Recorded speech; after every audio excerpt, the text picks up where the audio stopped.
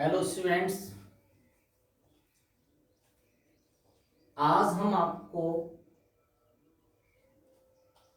Class 11th में जो विज्ञान वर्ग के विद्यार्थी हैं जिन्होंने 11th में साइंस को चुना है उनके महत्वपूर्ण सब्जेक्ट केमिस्ट्री की क्लास की चर्चा करेंगे। इससे पहले मैं विद्यार्थियों को कुछ महत्वपूर्ण बातें बता देता हूं कि जिन विद्यार्थियों ने 11वीं कक्षा में साइंस को चुना है उन विद्यार्थियों के लिए हर सब्जेक्ट में अपने टारगेट की ओर ध्यान रखते हुए बहुत अच्छी मेहनत करनी है। ठीक है। स्टूडेंट्स का सपना रहता है कि वो साइंस लेकर के खुद को इंजीनियरिंग क्षेत्र में ले जाएं, डॉक्टर बने। इस तरीके के सपने होते हैं हमारे विद्यार्थियों के। तो उन विद्यार्थियों से मेरा इतना ही कहना है कि 11वीं कक्षा में उन्हें हर सब्जेक्ट को बहुत अच्छे ढंग से बहुत ही महत्वपूर्ण मानकर पढ़ना होगा, क्योंकि 11वीं ही एक ऐसा आधार है जो उनको 12th में अच्छे अंक दिलवाएगा। साथ ही कंपटीशंस एग्जाम में 11th का कोर्स बहुत ही महत्व रखता है। ठीक है। इसलिए सभी विद्यार्थियों को अपनी 11वीं कक्षा के जो सब्जेक्ट हैं साइंस में आते हैं, फिजिक्स, केमिस्ट्री, बायो या मैथ, ठीक है, तो इन सब्जेक्ट पर खुद को फोकस रखना है। इसके अलावा हिंदी अंग्रेजी भी होती है। ऐसा नहीं है कि उनका आपकी परसेंटेज में योगदान नहीं होता, बहुत अच्छा योगदान होता है, बहुत हेल्पफुल सब्जेक्ट होते हैं, लेकिन उनका जो सबसे ज्यादा फोकस रहता है वो इन 3 सब्जेक्ट पर ही रहता है। कौन कौन से सब्जेक्ट हैं हमारे भाई? हमारा कौन सा हो जाएगा? जैसे फिजिक्स, केमिस्ट्री और मैथ या बायो। अब वो कौन से चुनते हैं वो उन पर डिपेंड करता है। ठीक है।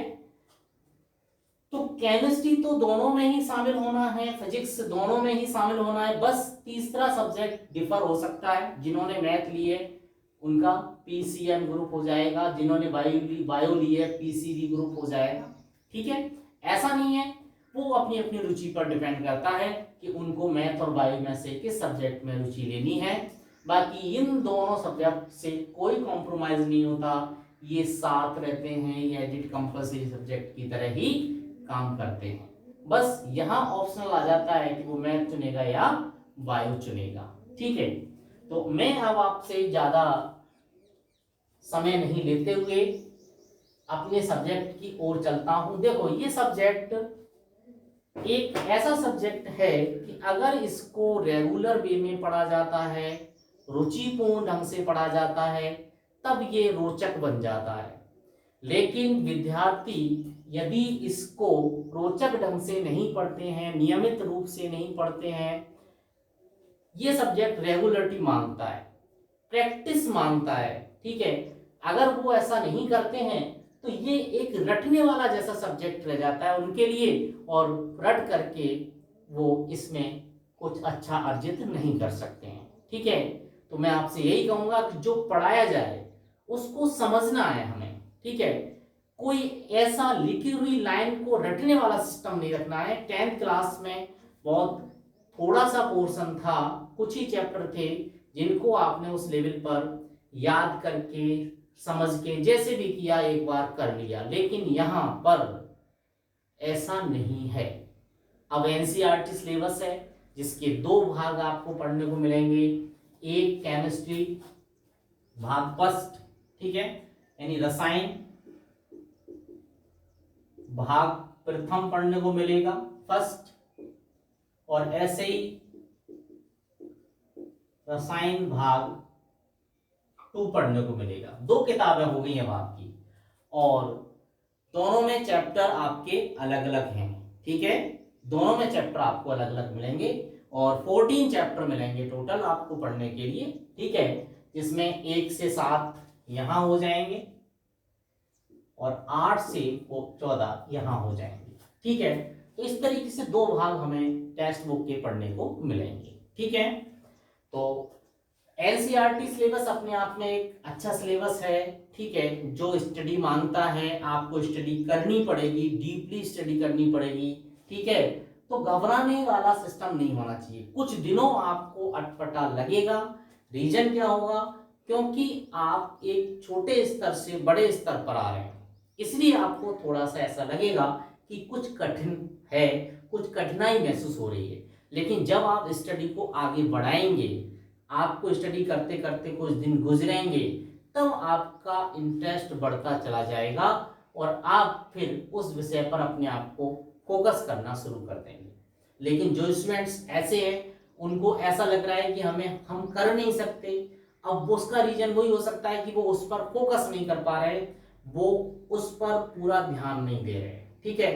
तो आपको अपने लक्ष्य को ध्यान में रखते हुए जो पढ़ाया जाए उस पर पूरा फोकस रखना है। कहीं भी आपको किसी प्रकार की कमी नहीं रहने दी जाएगी। एक एक पॉइंट, एक एक टॉपिक आपका अच्छी तरीके से समझाया जाएगा, ठीक है। तो अब हम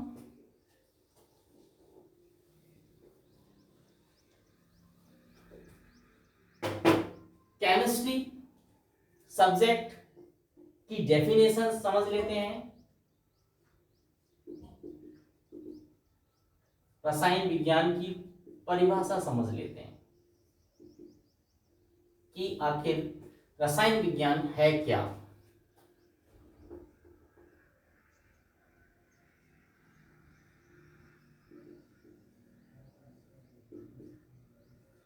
ठीक है,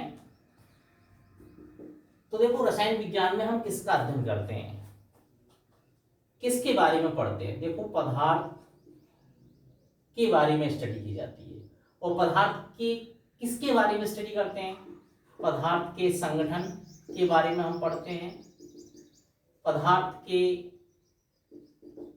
गुणधर्म के बारे में पढ़ते हैं, पदार्थ के जो प्रॉपर्टीज हैं उसके बारे में पढ़ते हैं, पदार्थ में होने वाले जो परिवर्तन हैं उनकी स्टडी करते हैं, पदार्थ के उपयोग हैं उनकी स्टडी करते हैं। तो ये सारा अध्ययन ही क्या कहलाता है, रसायन विज्ञान कहलाता है। रसायन विज्ञान विज्ञान की एक शाखा है जिसमें ये सब अध्ययन किया जाता है, ठीक है। तो अब इसको हम एक लाइन में परिभाषित कर देते हैं। परिभाषा क्या बनती है, रसायन विज्ञान की वह शाखा, सॉरी विज्ञान की वह शाखा, विज्ञान की वह शाखा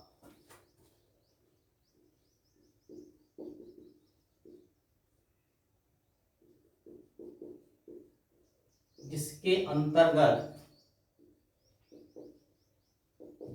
अंतर्गत पदार्थ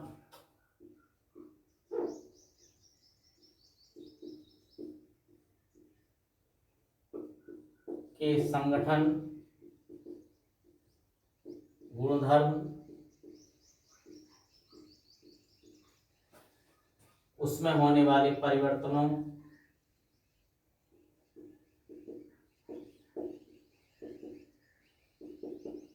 उसमें होने वाले परिवर्तनों आदि का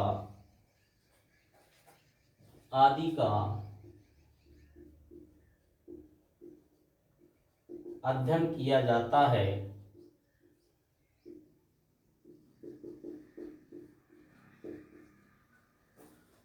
रसायन विज्ञान कहलाती है।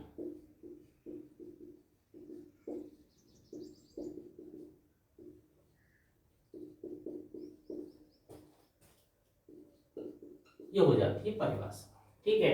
इसके बाद की जो लेक्चर क्लासेस हैं उनकी वीडियो आपको भेजी जाएगी, वो आपको उपलब्ध करा दी जाएंगी, जिनमें मैंने रसायन से रिलेटिव, इससे संबंधित कुछ जो बेसिक है वो उन वीडियोस में मैंने आपको समझाया है। जैसे पदार्थ किसे कहते हैं, पदार्थ के गुण क्या होते हैं, पदार्थ कितने प्रकार के होते हैं, इस तरीके के वीडियो मैंने बनाए हैं जो आपके लिए उपलब्ध करा दिए जाएंगे। ठीक है, आज क्लास को हम क्लोज करते हैं।